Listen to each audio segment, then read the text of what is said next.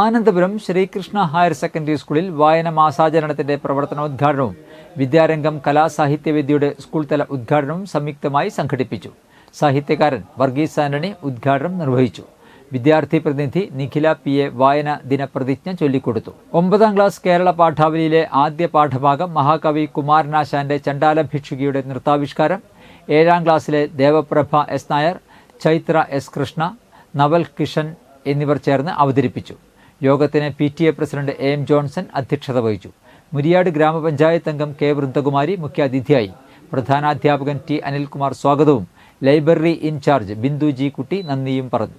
Management പ്രതിനിധി AN Vasudevan, principal KP Leo, മുൻ principal B. Sajeev, PTA vice president Soman Mutharthikkara, മാതൃസംഗമം president Smitha Vinod എന്നിവർ സംസാരിച്ചു.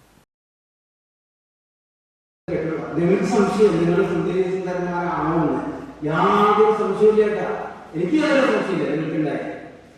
അപ്പോൾ നല്ലൊരു ദിവസമാണ്. ഞാൻ പ്രസംഗിക്കാൻ വന്നതേയില്ല. ഞാൻ പിന്നെ എന്തിനാണ് ഇതല്ലേ കുറച്ചു നേരം നിങ്ങളോട് കളിക്കാൻ വന്നതാണ്. കുറച്ചു നേരം കളിച്ചൂടെ? കളിപ്പാട്ടങ്ങൾ